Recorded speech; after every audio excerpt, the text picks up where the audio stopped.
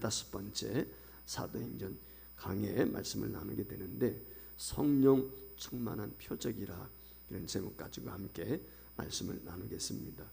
우리 기독교의 핵심은 십자가와 부활이죠. 예수님의 죽으심과 다시 사심, 이게 핵심인데, 이걸 떠나면 기독교는 아무 의미가 없어요. 그러니까 예수 부활이라고 하는 것이 얼마나 중요한 것인가. 그러니까 교회 행사 중에서, 절기 중에서 가장 큰 절기가 부활절입니다. 부활절. 사실 성탄절은 우리가 이제 가상적으로 예수님의 오신 날을 정확히 알지 못해서 옛날에 태양력을 기준으로 해서 성탄절을 지키는 것이지만, 예수님이 이 땅에 동정녀 탄생하신 것도 중요하지만 그보다 더 중요한 게 뭐냐? 사실은 부활절이죠. 예수님이 오셨지만 우리 죄를 담당하시고 십자가에 죽고 부활하지 않았다면 아무 의미가 없는 거거든요. 그렇기 때문에 예수님 부활은 우리 기독교의 가장 핵심이 되는 것이다 라고 할 수 있죠. 그런데 이 부활에 대한 것을 우리가 확증하기 위해서 중요한 것이 있는데, 세 가지 차원에서 부활을 정의해 볼 수가 있습니다. 특별히 한 가지가 뭐냐면 역사적 사건으로서의 부활. 역사적 사건으로서의 부활이란 말은 예수님이 죽으시고 실제 부활했다는 것을 전제하는 것이죠.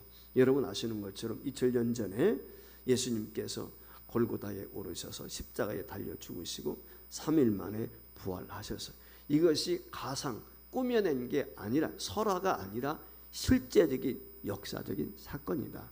그러면 그것을 어떻게 알 수 있느냐? 성경에도 기록이 되어 있지만 유대 땅에 유명한 유대 나라의 역사가 있습니다. 그분이 요세푸스라고 하는 분인데, 아주 가장 뛰어난 이 이스라엘에서는 유대인 중에서는 역사가 중에 가장 위대한 사람으로 뽑는데, 이분이 많은 책을 썼거든요. 근데 그 가운데 유대 고대사라고 하는 이분의 저작에 보면은 예수님의 죽으심과 부활이 실제 있었다라고 그 사건을 기록을 했습니다. 그리고 여러분 아시는 것처럼 2000년 전에 예수님을 십자가에 못 박도록 내어준 사람이 빌라도죠. 유대 총독이었죠. 근데 그 빌라도가 예수님을 십자가에 못 박도록 내어줬을 뿐만이 아니라 증인이란 말이죠. 근데 그것을 목격했던 이 빌라도가 당시 예수님의 사건을 로마에 있는 황제에게 보내게 됩니다. 공문서죠. 공문서. 공적으로 보내는, 사적인 게 아니라 공문서를 보내게 되는데, 거기에 보면은 예수님의 죽으심과 부활은 부인할 수가 없는 사실입니다 라고 하는 공문서를 보냈다고 하는 것이. 그러니까 예수님의 죽으심과 부활은 역사적으로 성경 외에서도 이와 같이 증명하고 있다라고 하는 것입니다. 미국의 레이몬드 무디라고 하는 박사가 임상적 사망으로 선고받은 사람들, 그 사람들 180명을 추적해서 조사를 해가지고 사후의 영적 세계라고 하는 책을 썼어요. 그 책에 보면은 180명을 이제 추적해서 조사를 했는데, 죽은 지 10분이 지나고 1시간이 지나고 하루가 지났다든지 이래서 3일 정도까지 죽었다가 깨나서요. 의학적으로는 죽었는데 소생한 거예요. 이 사람들을 토대로 해가지고 사후의 영적 세계라, 그 사람들이 죽은 상태에 있을 때 무엇을 경험했는지 그걸 이제 거기에 기록을 해놨거든요. 근데 우리가 한 가지 기억해야 될 것은, 그 사람들이 또 죽었어요. 자, 나사로가 살아났죠. 또 죽었어요. 나인성 과부의 아들이 살았는데 죽었어요. 야일의 딸이 살아났지만 그도 역시 죽었습니다. 즉 그들은 다 무덤 있고 죽었단 말이죠. 그런데 예수님만은 빈무덤이에요. 무덤이 없어요. 예수님은 영원한 부활, 영생했다는 것이죠. 죽음을 이기시고 새 생명으로 영광된 하나님의 모습으로 새로운 몸으로 이와 같이 영광스러운 몸으로 부활하셨다. 이게 역사적으로 사실이다 라고 하는 것이에요. 그래서 첫 번째는 중요한 게 뭐냐면 예수 부활은 실제 있었다는 거예요. 자, 그런데 예수 부활이 2000년 전에 실제 있었는데 이 예수 부활을 다 믿습니까? 안 믿잖아요. 75억이 되는 이 땅에 인구가 있지만 예수 믿는 사람은 약 21억에서 23억 정도, 천주교까지 해서 그 정도 된단 말이에요. 자, 다 믿는 게 아니라, 그래서 두 번째 중요한 것이 뭐냐? 신앙 사건으로서의 부활인 것입니다. 예수님께서 부활하신 것을 미리 말씀하셨을 뿐만 아니라 친히 부활하셔서 아버지께로 가면 믿는 자들에게 성령님을 보내주시겠다. 주님이 약속을 했어요. 성령이 믿는 자 속에 오시게 되면 예수께서 부활로 이루신 영광을 그들 속에 알게 하실 것이다. 예수님이 생전에 계실 때 십자가에 달려 죽으시기 이전에 제자들에게 말씀을 하셨어요. 그래서 요한복음 14장 16절 말씀에 보면 내가 아버지께 구하겠으니 그가 또 다른 보혜사를 너희에게 주사 영원토록 너희와 함께 있게 하시리니 그랬어요. 자신이 가게 되면 성령님을 보내주신다는 것이죠. 그리고 요한복음 16장 14절 13절 14절에도 그러나 진리의 성령이 오시면 그가 너희를 모든 진리 가운데로 인도하시리니 그가 스스로 말하지 않고 오직 들은 것을 말하며 장래 일을 너희에게 알리시리라. 그가 내 영광을 나타내리니 내 것을 가지고 너희에게 알리겠음이라. 계속해서 넘겨주세요. 거기까지인가요? 네, 거기까지. 그러니까 주님께서 우리에게 약속하신 것, 말씀하신 것을 성령님을 보내주시게 되면 그 성령님께서 우리 속에 오셔서 예수님이 말씀하셨던 깨닫게 하시고 알게 하신다. 그러니까 한마디로 말하면 성령님이 약속대로 우리에게 오셨는데 그 약속대로 오신 사건이 지난 시간까지 말씀을 드렸던 오순절 강림 사건인 것이죠. 그래서 이 사건을 통해서 믿는 자들은 그들의 삶 속에서 부활의 생명과 예수의 은혜와 능력을 체험하게 되는 것입니다. 그러니까 신앙 사건으로서의 부활이란 믿는 자가 성령의 역사로 자기 안에서 부활하신 예수의 영광을 은혜로 체험하는 것, 이것을 신앙적 사건이다, 부활 사건이다, 이렇게 이야기할 수 있어요. 우리 기독교에서 예수 부활이 없다면 교회가 체험한 모든 영적인 체험들은 허상이에요. 실체가 될 수가 없어요. 그것은 그냥 신비한 것뿐이에요. 그렇기 때문에 예수 부활이 이처럼 우리에게 신앙적으로 중요한 거예요. 그 다음에 세 번째는 무엇이냐면 증인으로서의 부활이에요. 여러분 아시는 것처럼 부활이란 예수님께서 이 땅에 오셔서 죄와 사망의 문제를 해결하시고 자신을 십자가에 못 박은 사망을 영원히 이기신 영광된 한 번만 이긴 게 아니고 예수님의 부활은 영원히 죽음을 극복한 거거든요. 그게 영생이 우리에게 주어지는 거란 말이죠. 예수님이 지금 영원히 사셨어요. 부활 후에 지금까지 영원토록 그분은 살아계시단 말이에요. 지금도 하나님 우편에서 우리를 위해서 기도하신단 말이죠. 그리고 다시 오실 만왕의 왕이신데 이 예수님의 부활, 그분이 신앙사건 조금 전에 말씀한 것처럼 우리가 예수를 믿게 되면 그분이 내 안에 오셔서 예수님의 부활이 나의 부활이 되고 예수님의 죽음이 나의 죽음이 되고 예수의 생명이 나의 생명이 되고 예수의 영광이 나의 영광이 되는 거죠. 그래서 이 증인으로서 살게 하시는 예수님의 죽으심과 부활을 경험한 사람, 확증이 있는 사람, 이 사람은 어떻게 됩니까? 사망 권세를 이기신 이 부활의 능력을 가지고 세상 가운데 살아가게 될 때 예수는 다시 사셨습니다. 예수는 부활했습니다. 주님이 마지막 우리에게 주신 명령이 뭐예요? 제자들에게 너희는 땅끝까지 이르러 내 증인이 되라. 내 증인이 된다는 말은 예수 다시 사셨다, 예수 부활했다, 그거 증인이 된다는 거예요. 그럼 예수 증인은 누가 해요? 목격자죠. 지난주에 말씀을 드렸어요. 증인이라고 하는 것은 내가 경험한 사람, 본 거요. 내가 목격하고 체험한 것을 전하는, 있는 대로 전하는 게 증인이에요.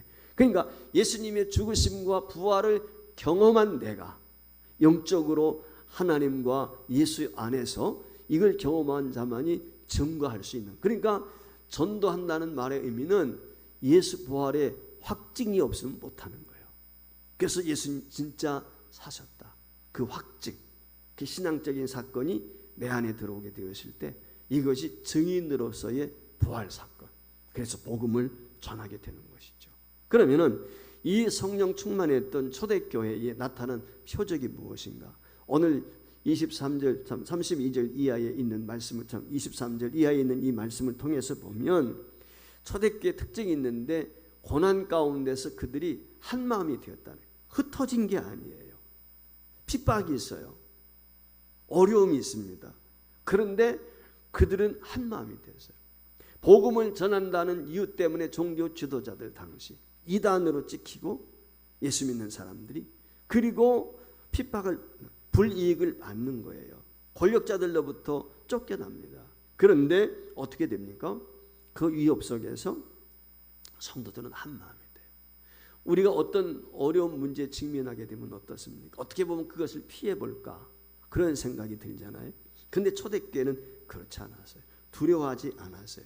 그 두려움 때문에 흩어지지 않았어요. 오히려 한 마음이 되었어요. 겉으로 의연해 할 수도 있겠지요. 딴 생각할 수도 있단 말이에요. 사람이란. 그런데 초대교회는 그러지 않았어요. 한 마음이 되어서 그들이 어떻게 하는지 아십니까? 전하지 마시오. 모이지 마시오. 한마디로 말하면 그랬단 말이에요. 그런데 더 열심히 모였어요. 더 열심히 소리 높여 기도했어요. 어떻게 했습니까? 24절 보세요. 저희가 듣고 한 마음으로 하나님께 소리를 높였다. 위협과 핍박 속에서 초대교회 성도들은 두려워하는 것이 아닙니다. 한 마음이 돼서 더욱 강력하게 기도했다. 이게 기도입니다. 교회는요, 세상이 강하고 그 핍박과 위협이 클수록 그것을 극복하는 비결이 어디에 있는지 아십니까? 하나님의 은혜를 향해서 더욱 전진해 나가는 것입니다. 더 열심히 모여야 돼요.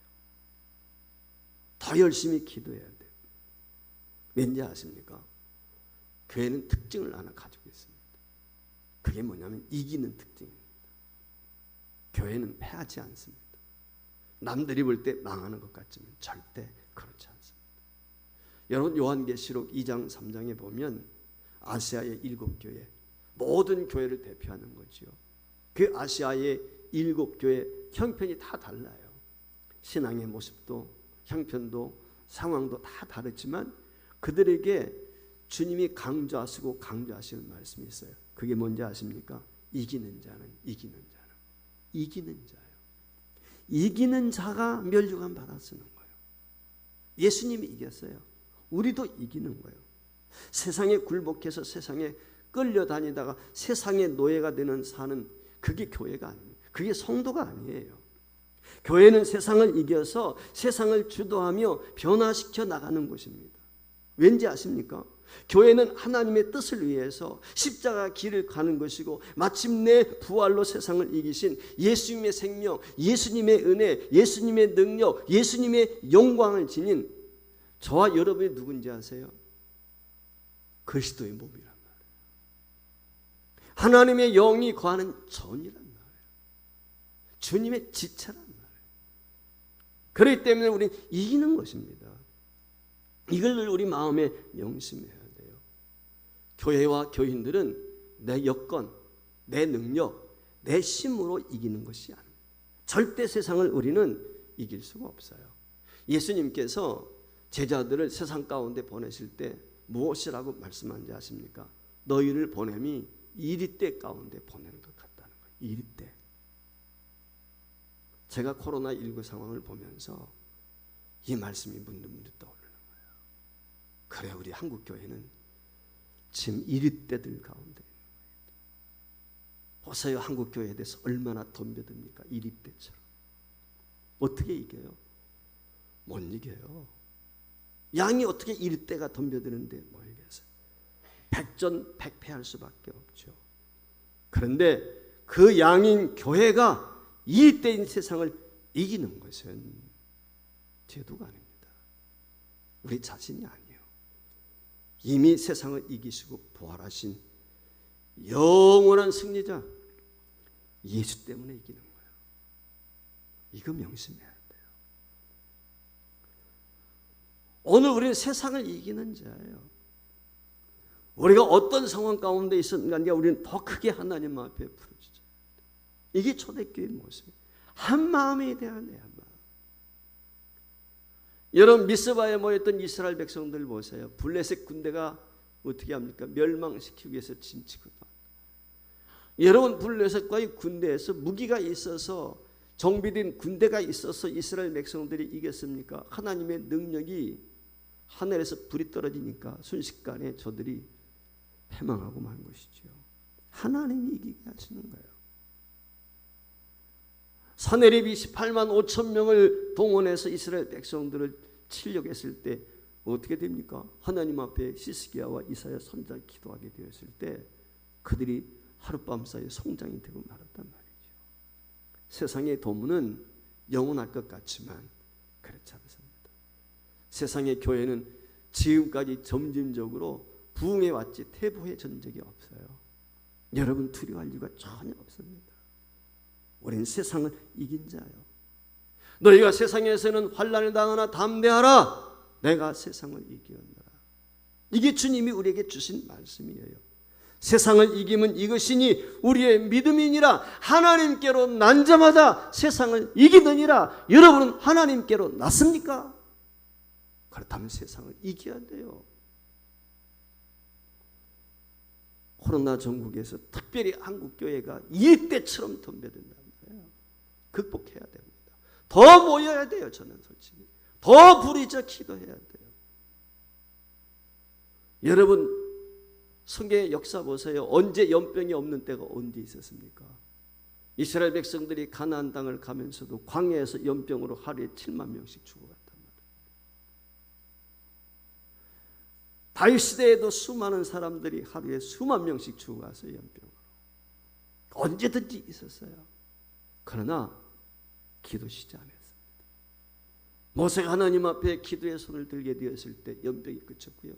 다윗이 하나님 앞에 기도의 손을 들게 되었을 때 연병이 그쳤어요. 우리는 기도해야 돼요. 더 열심히 기도해야 돼요. 그럴수록 더 우리는 하나님 앞에 열심히 삼하고 나와야 돼요. 이 죄송한 얘기지만 교회만큼 안전한 곳이 어디 있습니까? 여러분 각 사무실 가보세요. 하루 종일 앉아 있잖아요. 같이. 여러분들 실제 생활 속에 사고 있지 않습니까? 여러분 식당 안 갑니까? 구내 식당 가보세요. 바글바글 하지요. 여러분 카페 안 갑니까? 왜 그런데 교회는 못 나옵니까? 왜? 저는 그게 이상해요. 이해가 안 가요. 저는 그게. 교회 나와서 기껏해야 1시간 반 동안 있다 가는데 우리가 무엇을 먹기를 합니까? 뭘 합니까? 교회만큼 안전한 곳이 교회에서 무슨 코로나가 나옵니까? 밖에서 들어오는 거지. 밖에 나가서 쏴돌아다니다가 말이죠. 세상 편으로 말하면 그래 와가지고 교회에다 옮겨놓는 것이지. 그렇지 않습니까? 밖에서는 멋대로 돌아다니면서 코로나 때문에 교회 못 가게 합니다. 이게 말이 됩니까? 정말 우리 양식껏 한번 생각해 보자 그 말이에요. 믿음이 있으면 세상에서 조심해야지.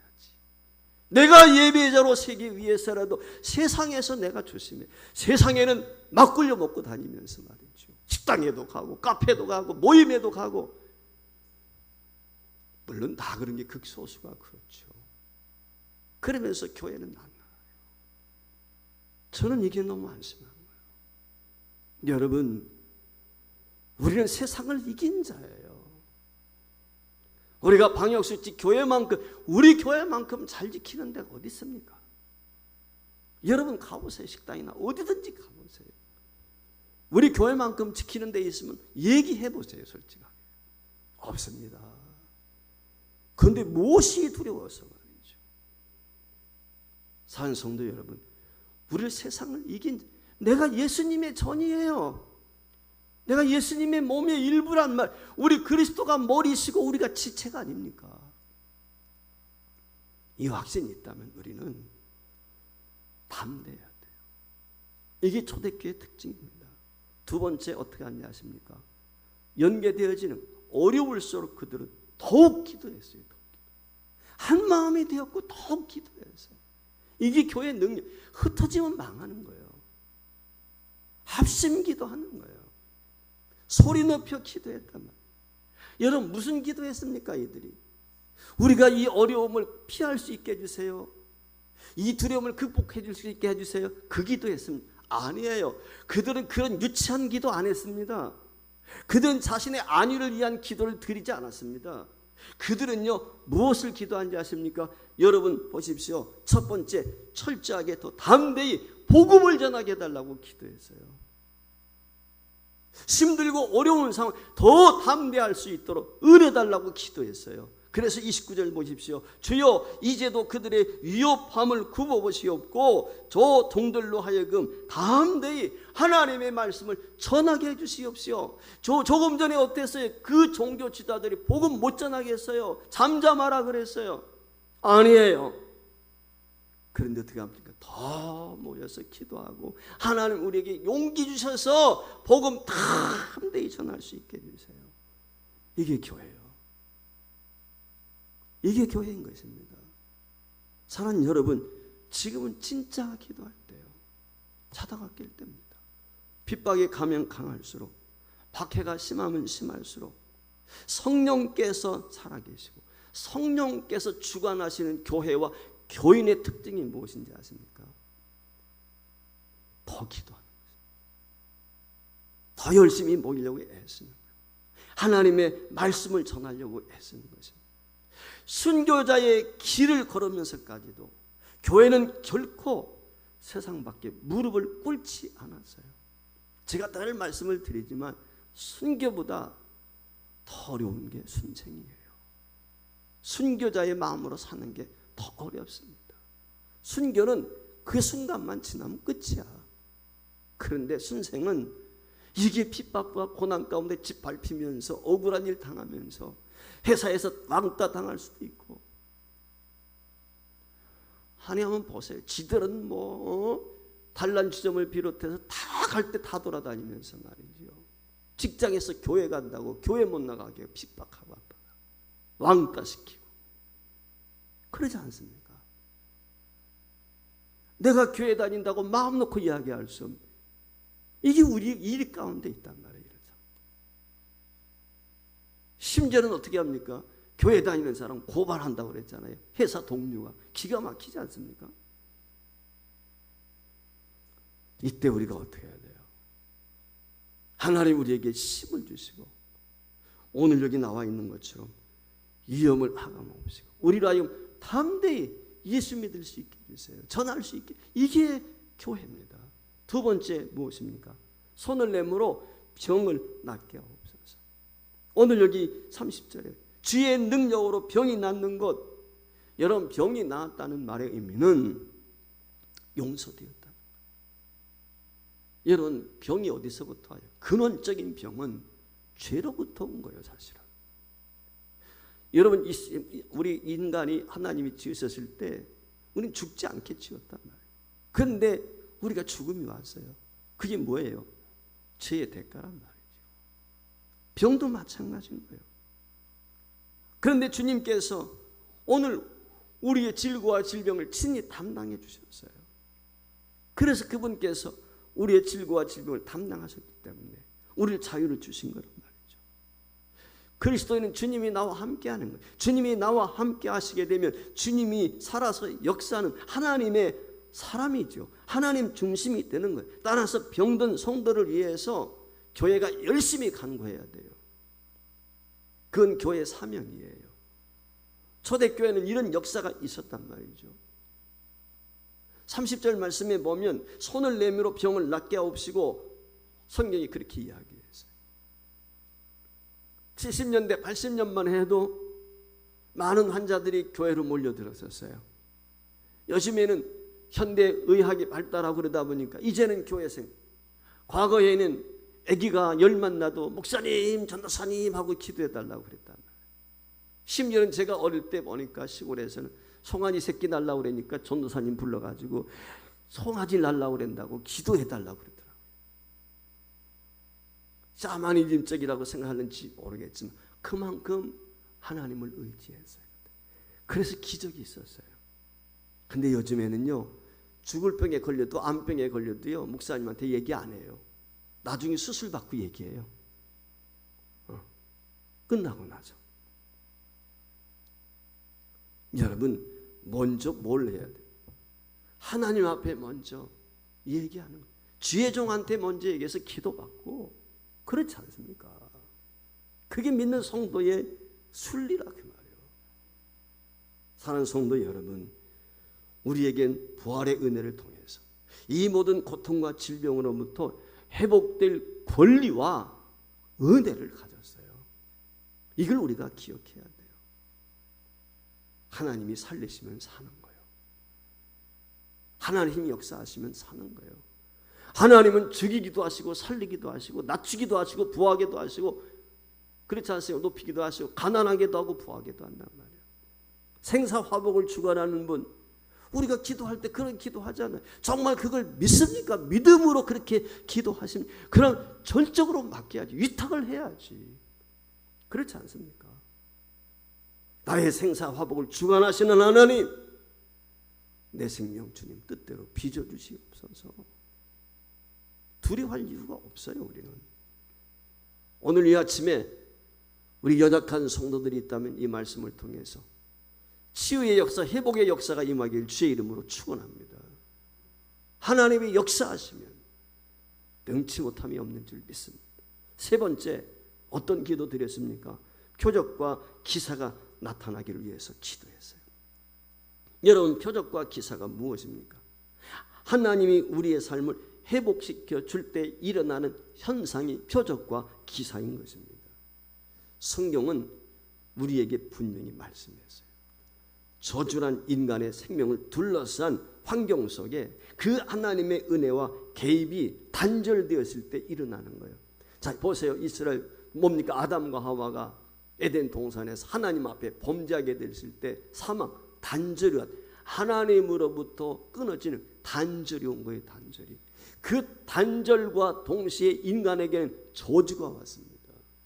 제 말이 아니고 성경이 그렇게 이야기해요. 창세기 3장 17절 18절 말씀에 보면 이렇게 이야기하지 않습니까? 아담에게 이르시되 내가 내 아내의 말을 듣고 내가 내게 먹지 말란 나무의 열매를 먹었은즉 땅은 너로 말미암아 저주를 받고 너는 내 평생에 수고하여 그 손을 먹으리라. 땅이 내게 가시덤불과 엉겅퀴를 낼 것이다. 이게 왜 오늘 이마에서 수고의 땀이 흐릅니까? 저주받아서 그렇다는 거예요. 오늘 우리는 에덴 동산을 원래 하나님이 지으셨을 때 경작의 기쁨, 감격, 행복이 있게 하셨어요. 일이 즐겁게 했단 말이에요. 그런데 지금 일을 즐겁게 합니까? 힘들게 하잖아요. 지치잖아요. 이유가 뭐예요? 저주예요. 저주. 성경이 그렇게 이야기하고 있어요. 땅을 경작해서 열매를 거두어야 되는데 원치 않는 가시와 엉겅퀴가 삶의 동반이 된다. 가시와 엉겅퀴는 저주를 상징적으로 보여주는 거예요. 그런데 이런 왜곡되고 변질된 환경 속에 하나님의 은혜가, 하나님의 능력이, 부활의 능력이 임하게 되면 저주가 떠나가게 되고 그것이 회복되는 현상이 시작되는데 이것을 성경은 표적과 기사라 그렇게 이야기하고 있습니다. 교회는 하나님의 은혜로 생명의 회복과 그 삶의 회복을 누릴 권리를 가지고 있습니다.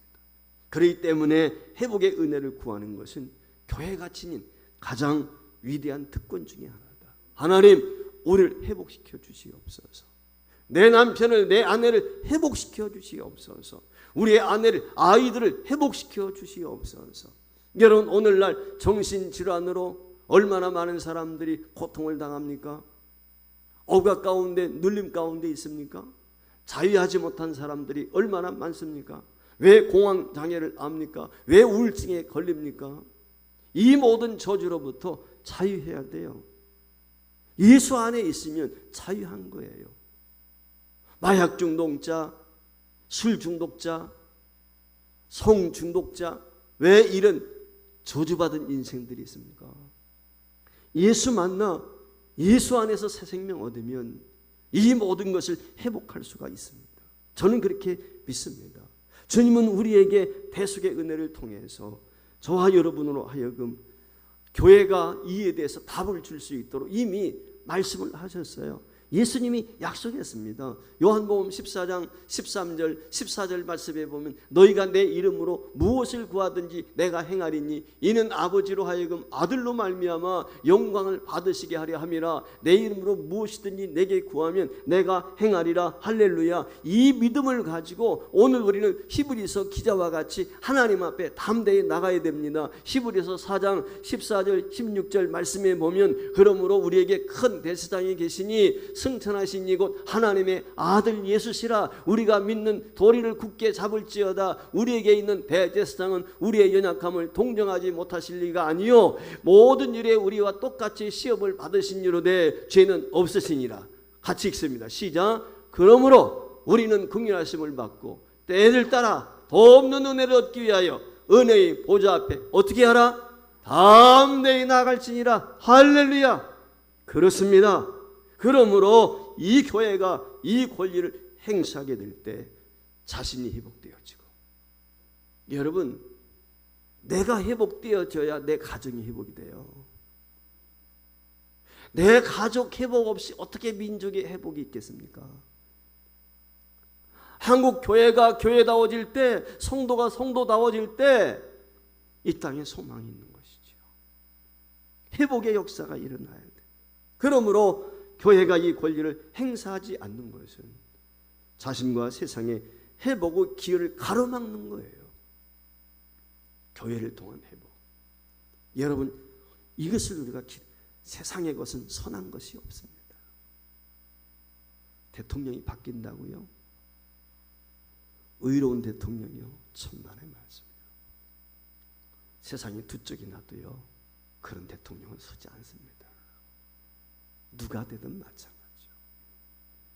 더 악하냐 덜 악하냐 뿐이지.